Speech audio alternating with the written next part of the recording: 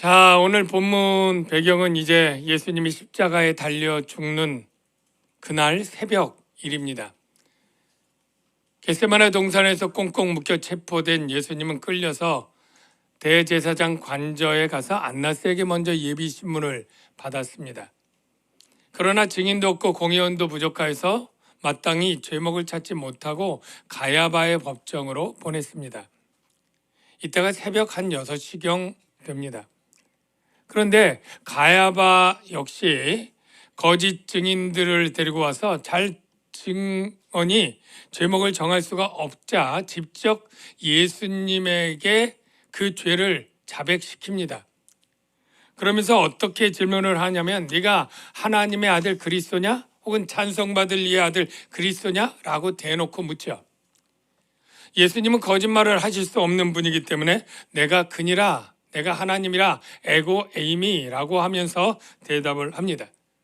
그러자 그 말을 결정적으로 잡고 이렇게 죄인이 자백하였다고 하면서 옷을 찢으면서 이 어찌 더 증거가 필요하겠느냐 하면서 신성모독죄로 규정하고 모든 사람들이 동일하게 사형을 언도합니다.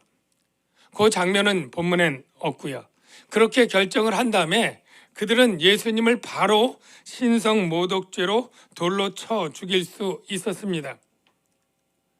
대제사장 관저가 어디쯤인지 지난번에 사진을 보여드렸지만 우리가 거의 다 잊어버렸을 테니까 다시 한번 보면 저기 빨간색 지붕이 대제사장 관저고 그 위에 헤롯 궁정, 저기 빌라도 총독이 머물렀다고 추정되는 굉장히 넓은 공간인데요. 저기로 보내게 되는데요.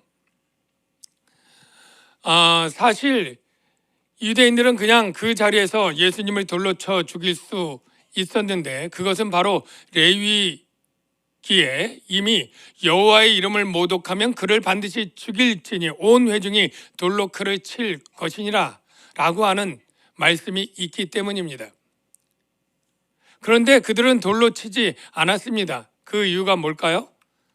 나중에 보면 로마법에는 사형을 결정할 수 있지만 집행권은 로마에게 있기 때문이다. 네, 맞습니다만 예외가 많이 있었어요. 사실 로마는 그 사내들인 공회가 사형을 언도할 뿐 아니라 사형을 집행해도 그냥 묵인하고 허락해 주는 것이 당시 관례였습니다. 그 대표적인 예가 스데반을 돌로 쳐 죽이지 않습니까? 그렇다고 그가 로마 정부의 제재를 받거나 하는 얘기가 없죠. 며칠 전에 이 성전에 가늠하다 현장에 잡힌 여자를 쳐 죽이기 위해 돌을 들고 왔다고 기록하지 않습니까? 여차하면 죽일 수 있는 거예요. 예수님도 그렇게 죽여놓고 상황이 그렇게 됐다 이렇게 말할 수도 있었습니다. 그런데 그들은 그렇지 않고 빌라도의 관정에 예수님을 데리고 갔습니다. 왜 그랬을까요? 먼저 3가지 정도 이유를 찾을 수 있습니다. 첫 번째는 그래서 예수님을 모함으로 정치범으로 몰아서 죽인다고 해도 유대인들이 쳐 죽이는 것보다 책임에 있어서 로마에 떠넘길 수 있으니까. 빌라도의 재판으로 사형을 선고받고 집행되면 이 사내들인 공회가 그 책임을 전가시킬 수 있지 않습니까? 그런 목적이 하나 있었고요. 두 번째는 아주 사악한 마음인데 예수에 대한 분노, 시기 이런 감정이 예수님을 더 잔인하고 극악한 방법으로 죽이기를 원했다 이렇게 볼 수 있습니다. 물론 돌에 맞아서 죽는 것도 끔찍하지만 돌에 탁 맞았을 때는 정신을 잃고 그냥 고통 없이 1분 내에 죽을 수 있습니다. 그러나 십자가형은 정말로 때로는 2, 3일 걸려서 죽을 수도 있고 굉장히 수치와 모욕을 당하면서 최고의 고통을 가하면서 죽일 수 있는 죽음이 십자가 죽음인 거죠. 여러분 사실 로마 정부라고 해서 모든 사형수들을 다 십자가형 처하는 거 아닙니다. 교수형도 있고 참수형도 있고요, 화형도 있고 여러 가지 형들이 많이 있습니다. 그런데 누구만 십자가형을 하느냐면 바로 반역죄인들. 로마 정부가 전 세계를 제국을 할 때 각 나라마다 반란이 일어나잖아요. 그 반란들은 누군가의 근 민족에게는 독립군 해방 전쟁입니다.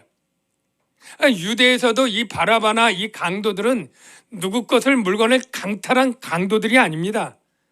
표현은 강도라고 되어 있지만 원어를 보면 이 밀람 봉기 혁명가들이에요.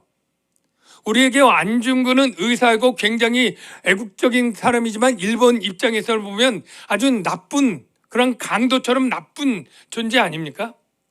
그러니까 이 로마 제국 밑에서 글을 쓸 때 이것들을 그렇게 표현하고 우리도 그렇게 번역한 것이 있는데요.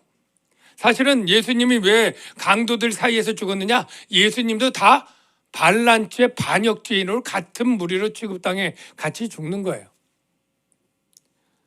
너희가 이 성전을 강도의 소굴로 만든다고 할 때 우리는 중의법으로 생각해야 돼요. 그래서 대제사장들이 이 백성들에게 세금과 이것들을 통해서 약탈하는 의미에서 강도 이렇게 생각을 했는데 사실은 성전 멸망할 때 이 반란군의 소굴이 이 성전이 됩니다. 예루살렘 전쟁에. 그래서 강도의 소굴이라고 하는 의미가 이렇게 두 가지가 있고요. 그러니까 이 산헤드린 공회원은 예수님을 반역죄인으로 몰아서 유대인의 왕, 정치범이죠. 로마 제국을 식민지였던 유대가 따로 독립을 해서 왕을 세웠다? 이거 반역죄죠. 정치범으로 십자가에 매달아 죽이려고 하는 것입니다. 세 번째 이유는 뭐냐면 이 신명기에 보면 나무에 달린 자마다 하나님께 저주를 받았습니다. 이런 말씀이 있습니다. 그래서 이 말씀을 통해서 예수를 십자가에 죽일 때 어떤 효과가 있느냐면 봐라, 너희가 메시아라고 하는 그 예수는 하나님께 저주를 받은 자다. 하나님께 저주를 받은 자가 어찌 하나님의 아들일 수 있느냐? 거짓 메시아다. 이런 선전 효과가 되는 것이죠. 이런 세 가지 이유 때문에 십자가에 죽게 하기 위해서 그들은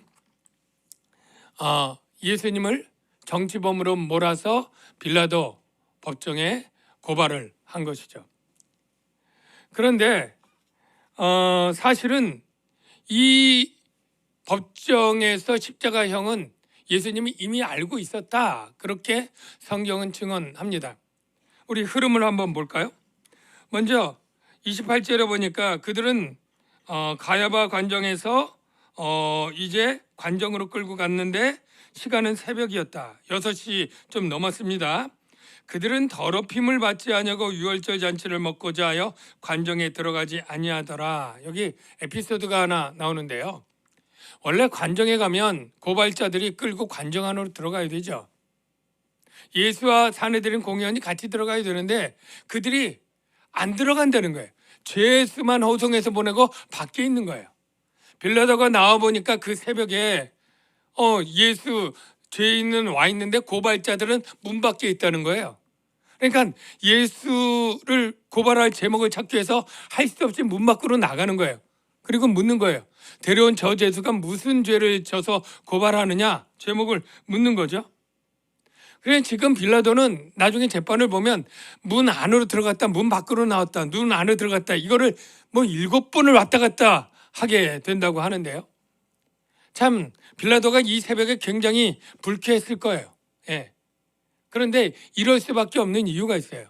빌라도는 당시 굉장히 성격적으로는 잔인하고 했지만 정치적 기반이 약한 총독이었어요.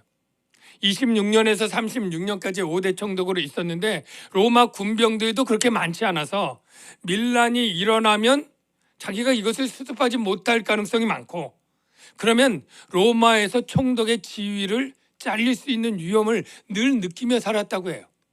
그러니까 유대인들과 가능한 한 이 불편한 심정적으로는 아주 서로 미워하고 하지만 최대한 정치적으로 그들에게 밉보일 일을 하지 않는 그러한 정치적 술수를 하는 그러한 총독이었습니다.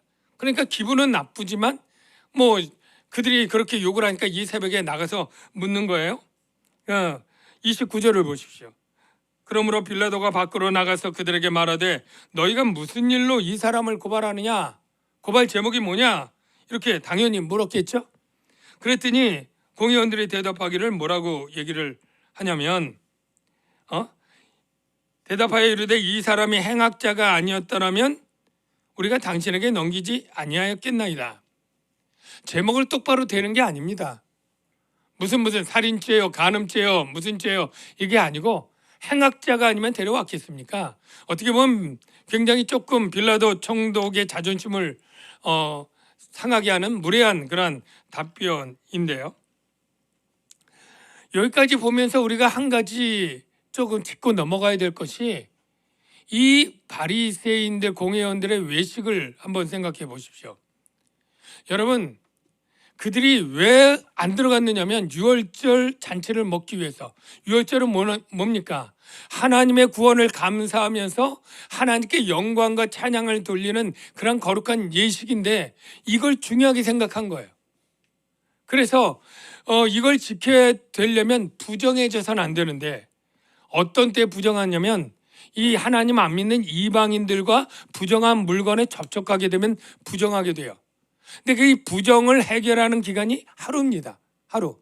최소한 24시간 지날 정도로 기다려서 자기가 옷을 빨고 목욕을 하고 뭐 이런 의식을 한 다음에 정해지면 유월절 절기를 참여할 수 있는데 지금 새벽 6시인데 유월절 절기는 저녁 6시부터 시작합니다. 그러니까 12시간밖에 안 남은 거예요. 지금 부정했다가는 유월절 절기 저녁 못 먹을 판이에요. 그래서 정말 그 예수님만 들여보내고 밖에서 이렇게 재판하게 되는 건데 사실은 그들이 거룩을 그렇게 중요시 여기고 외적인 것을 중요시 여겼지만 우리가 그들의 마음속은 얼마나 추악한 사악함이 있습니까? 예? 예수님에 대한 시기심, 자기의 지위를 놓칠까 두려워하는 탐심, 그리고 분노, 미움, 그리고 거짓 중상 모략으로 고함하는 이 모든 악이 그 안에 악독이 가득 차 있으면서도 겉은 정하게 하려고 하는 이러한 노력들, 사실 그들이 유월절 절기를 그렇게 중요하게 여겼으면 자기 아랫사람들도 정하게 만들어야죠. 근데 자기 아랫사람들은 예수님 체포조로 보낼 때 수백 명 하속들 로마 군인이랑 섞여서 보내잖아요. 그들이 이방인들과 더럽게 되든 말든 그건 상관없어요. 나만 거룩하면 되는 거예요. 예. 얼마나 모순됩니까? 그런데 여러분들 이게 바로 인간, 제자들 다 예수님 버리고 도망갔죠? 가장 하나님을 잘 섬기고 날마다 율법을 연구하고 하나님의 선한 법을 연구하던 이 바리새인들과 대제사장들마저 이렇게 그 안에 내면의 악들은 도무지 해결할 수 없는 게 본질상 진노의 자녀인 인간의 실존인 거예요. 여러분 중에 난 아닌데 그럴 자신 있는 사람이 있습니까? 여러분이 이 상황에 여러분 지금 우리는 다 그냥 서민이지만 여러분이 종교 지도자로 최고의 높은 자리인데 정말 여러분의 지위가 잃어버릴 수 있고 내가 잘릴 수 있고 내가 인기와 명예가 떨어지고 하는 저 원수 같은 사람에 대해서 여러분은 악감을 안 가질 자신이 있습니까? 여러분 중에 혹시 자신 있는 사람이 있을지 몰라도 성경은 아니라고 말합니다. 모든 사람은 그 악이 우리의 마음속에 있어서 우리는 무덤 같고 우리의 혀는 독사처럼 늘 독이 있고 입술에 독이 있는 그런 악한 존재가 우리 인간 실존이고 그래서 죽을 수밖에 없다. 여기 예수님 시대에 나오는 예수 외의 모든 사람들이 대부분 괜찮은 사람들이에요. 높은 사람들이고 똑똑한 사람이고 거룩한 사람이에요.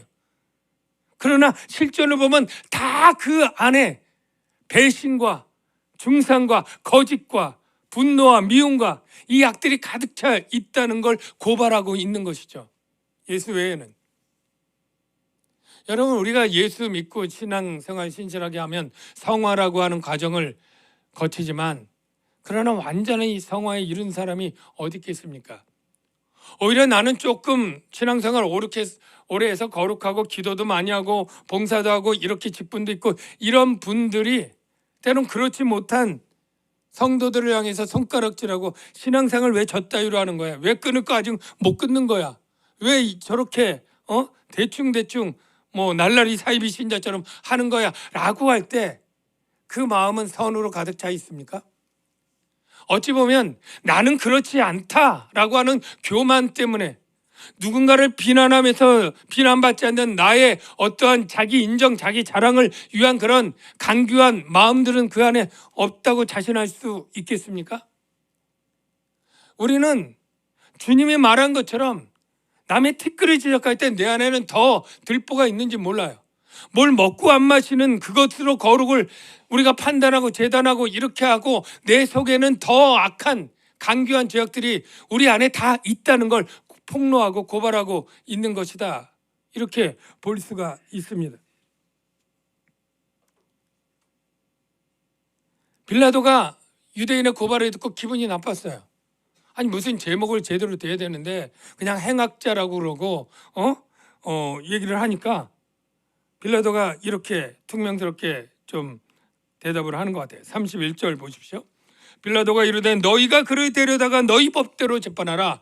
아니 너희가 다 행악자라고 정하고 유죄인지 무죄인지 다 결정해서 왔는데 그럼 너희들이 알아서 해. 이 새벽에 왜 나한테 와서 난리치고 있어? 뭐 이런 투죠. 그랬더니 유대인들이 그 본심이 나옵니다. 우리에게는 사람을 죽이는 권한이 없나이다. 예. 그러니까 그들은 뭐예요?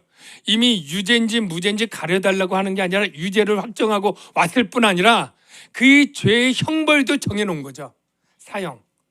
뭐 징역형이나 뭐 벌금형 이거 절대 안 되고 태형도 안 되고 꼭 죽여달라. 이렇게 제목을 가지고 온 거예요. 여러분, 예수님은 십자가형으로 죽을 것을 이미 알고 있었다. 제가 말씀을 드렸죠. 이미 제자들에게 이미 여러 번 선포를 했습니다. 그걸 어떻게 표현했느냐면 인자가 들려야 된다.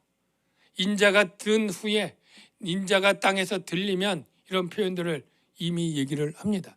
확인해 보겠습니다. 모세가 광야에서 뱀을 든 것 같이 인자도 들려야 하리라. 십자가의 죽음을 말합니다. 나무에 매달려 죽으니까요. 예수께서 이르시되 너희가 인자를 든 후에 내가 그인 줄 알고 하나님인 걸 알게 될 것이다.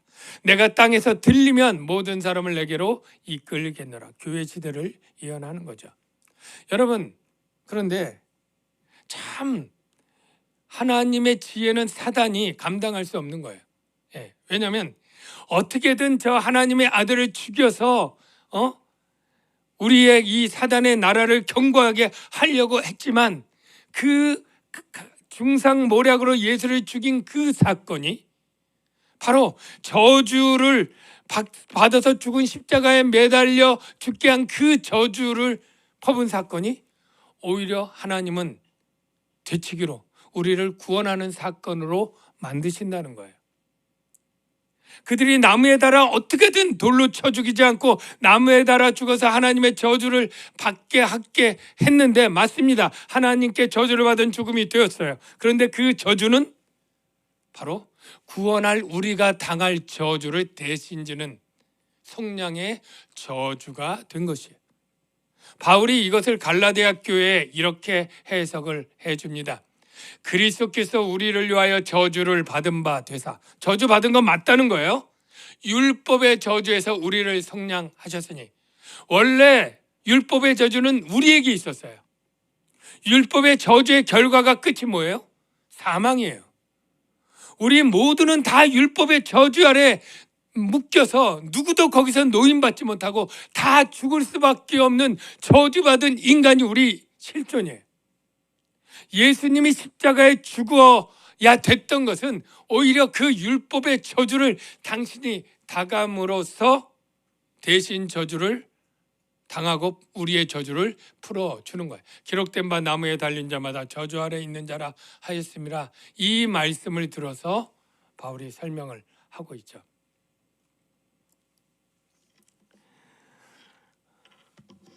빌라도가 다시 이제 관정에 들어갑니다. 관정에 들어가서 이제 제목을 알았어요. 저들이 고발하는 내용을 다시 한번 물었더니 누가복음에 나타나요. 누가복음의 고발 제목이 어떻게 나왔냐면 저가 반역죄인이다. 유대인들을 끌어모아서 반란을 일으키고 그 나라 로마 제국의 안에서 다른 나라를 만들면 반역이잖아요. 다른 유대인의 왕국을 만들어서 왕이 되려고 하는 자다. 이렇게 반역죄로 고발을 합니다. 그 고발 내용이 누가복음 23장 이하에 이렇게 기록되어 있는데요. 예수를 빌라도에게 끌고 가서 고발하여 이르되 우리가 이 사람을 보매 우리 백성을 미혹한다. 우리 백성 미혹한다. 두 번째, 가이사에게 세금 바치는 것을 금한다. 그 로마 제국을 운영하려면 각 나라에서 세금을 걷어들여야 로마 군병도 파병하고 정말 나라를 운영하는데 세금 못 내게 해. 이거 반역죄의 큰 제목이죠. 자칭 왕 그리스도다. 예수님이 왕이라고 한 게 저 유대 나라의 반역죄의 나라의 왕이라고 저가 그렇게 반란을 모의한다. 그래서 온 유대에 가르치고 백성을 소동하게 한다. 이렇게 고발을 합니다. 그래서 33절을 보십시오. 이제 쭉쭉 나갑니다. 이에 빌라도가 다시 관정에 들어가서 예수를 불러 이르되 자, 쟤들을 고발하는 거 보니까 네가 유대인의 왕이라고 그러는데 너 유대인의 왕 맞냐? 이렇게 물어요. 예수께서 근데 조금 엉뚱하게 대답을 해요. 그런데 그거 네 마음속에서 네가 하는 말이냐 아니면 다른 사람들이 내게 해준 말이냐? 이렇게 물어요. 그러니까 빌라도가 대답을 하기를 35절에 내가 유대인이냐? 이 말은 내가 무슨 유대인도 아닌데 너를 왕으로 생각해서 너에게 그렇게 질문을 하겠느냐? 말도 안 되는 얘기. 너를 고발한 자들이 네가 유대인의 왕이라고 그렇게 하니까 내가 묻는 거 아니야? 이렇게 질문을 하면서 네가 무엇을 하였느냐? 즉 네가 유대인의 왕으로서 한 지은 죄들을 자백해봐. 너 혹시 반란군 모았어? 그래서 군사훈련 따로 시켰어? 독립자금 마련했어? 너 누구 로마의 정부 요인 중에 누구를 테러하거나 네 부하들이 살인하고 한 적이 있어? 무슨 죄를 졌는지 물어요. 근데 예수님은 전혀 그런 일도 없고 그런 대답을 하지 않고 이렇게 말하는 거예요. 예수께서 대답하시되 36절 내 나라는 이 세상에 속한 것이 아니니라. 만일 내 나라가 이 세상에 속한 것이었더라면 내 종들이 싸워 나로 유대인들에게 넘겨주지 않게 하였으리라. 여러분 1,400명만 보내서 아수르 군대 18만 5천 명 죽일 때 군단이 간 게 아니라 천사 하나 보내서 무찔렀다고 기록되어 있습니다. 그러면 군단이 오면 이 로마의 빌라도 총독의 군병들 그건 뭐 아무것도 아니죠. 근데 걱정하지 마. 내 나라는 로마 제국에 저항하는 그러한 눈에 보이는 이 세상 나라에 속한 나라가 아니야. 이렇게 얘기를 해줍니다.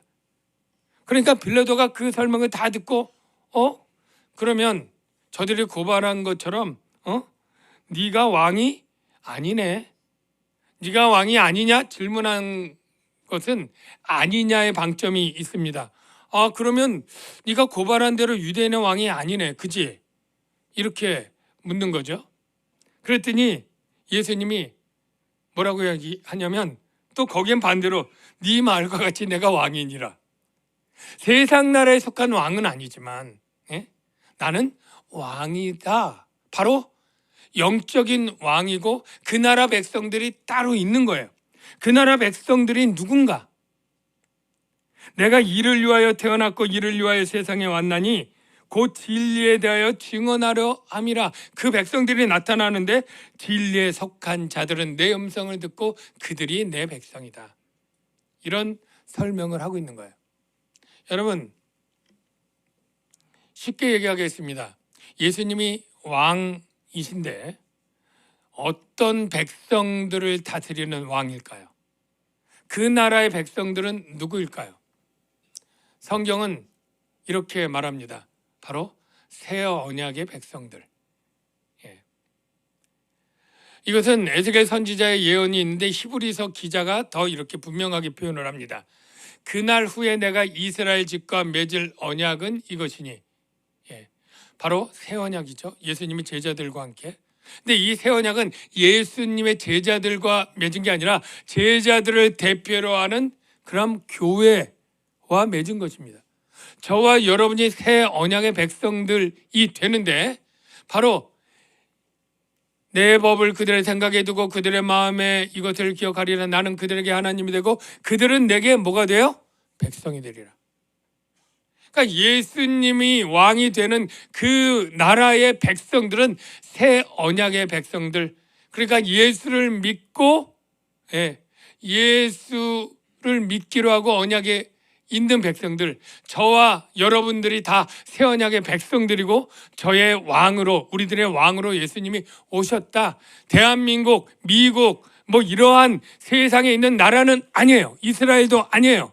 이런 우리가 세상에 있는 나라가 아니라 바로 전 세계에 예수를 믿음으로 말미암아 새 언약에 참여한 모든 그리스도인들을 통치하는 왕으로 주님이 오셨다라는 것이에요.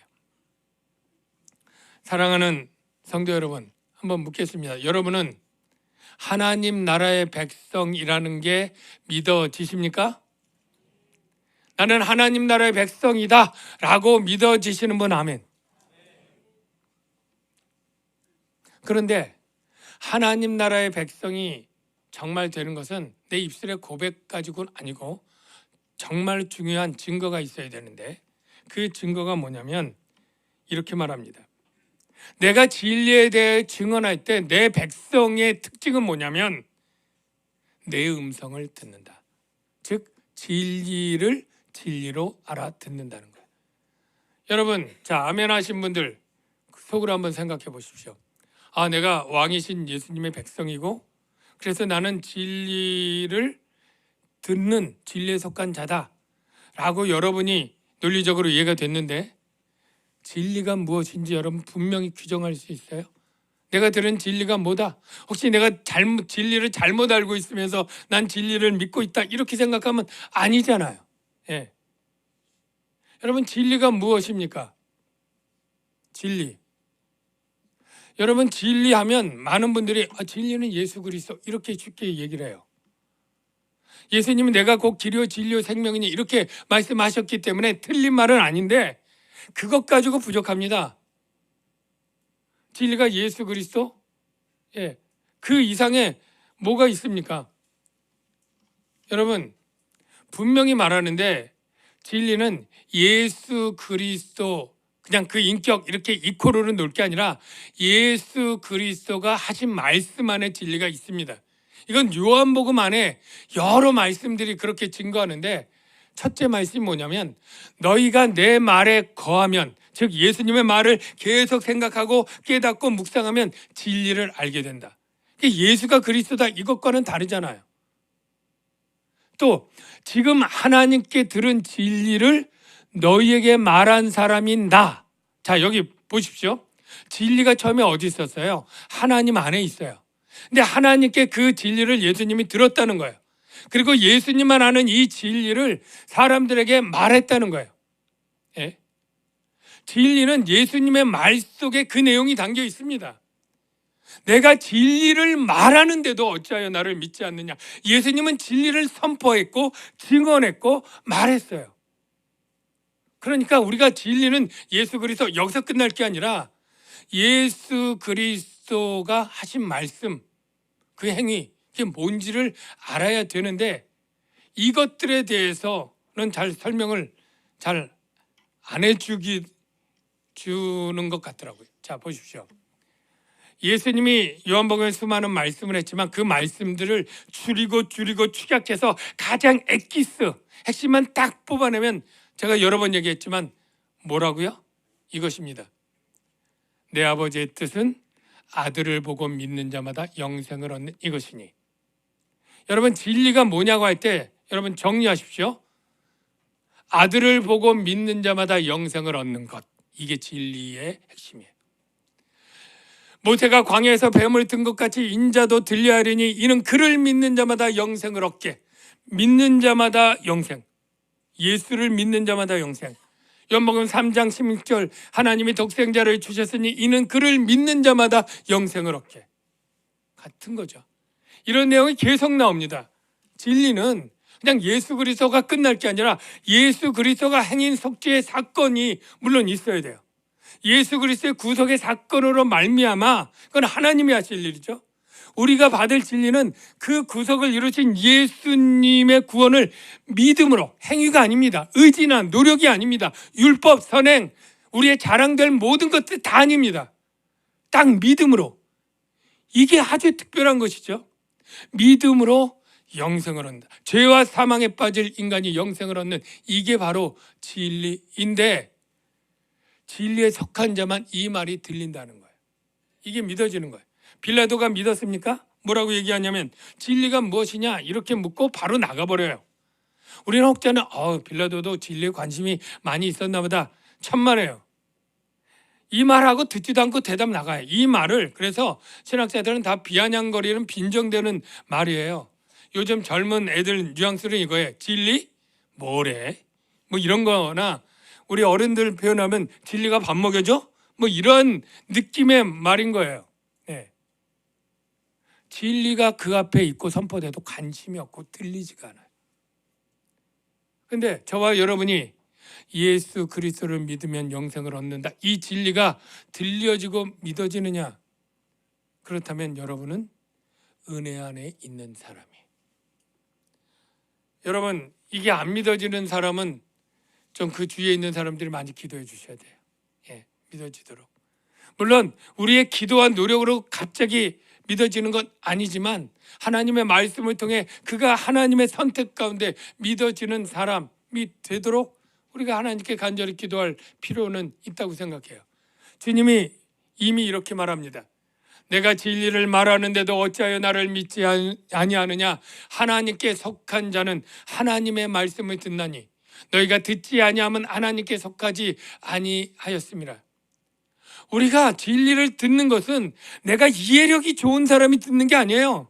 마음이 착한 사람, 너그러운 사람, 남의 말 잘 듣는 성향에 있는 사람이라서 진리가 믿어지는 게 아니고 하나님이 창세전에 선택해서 예수 그리스도 안에서 아들 삼은 그 자들만 믿어지게 되어 있는데 여러분이 믿어진다? 하나님이 여러분을 선택해 주신 은혜, 예수 안에서 아들 삼아진 은혜, 이게 너무나 감격스러워야 되는 거예요. 그래서 우리가 힘들고 어려워도 이 생명 주신 이 은혜가 너무나 크니까 이 세상에 어려움이 있고 힘들어도 헌신할 수 있고 예배할 수 있고 봉사할 수 있고 다 할 수 있는 거죠. 기쁨으로. 저와 여러분들이 이 진리가 믿어지는 것이 하나님의 은혜라는 것이 우리 안에 새겨지기를 바랍니다. 오직 은혜 외에는 다른 설명이 없어요. 그래서 우리가 늘 고백해야 되는 것은 내가 예수 믿는 것, 내가 신앙생활 좀 잘하게 되는 것, 내가 주님께 뭐가 한 게 있는 것, 내가 잘나서가 전혀 아닙니다. 그 시작인 믿음조차 하나님께 속한 하나님의 은혜로 우리가 믿어지고 진리가 들려지고 믿음 안에 서게 되는 거죠. 은혜 아니면 우리는 결코 설 수가 없습니다. 우리 지난주에 불렀던 찬양이긴 한데요. 은혜 아니면 나 서지 못하네. 이 찬양 같이 한번 가사를 생각하면서 불러보면 좋겠습니다.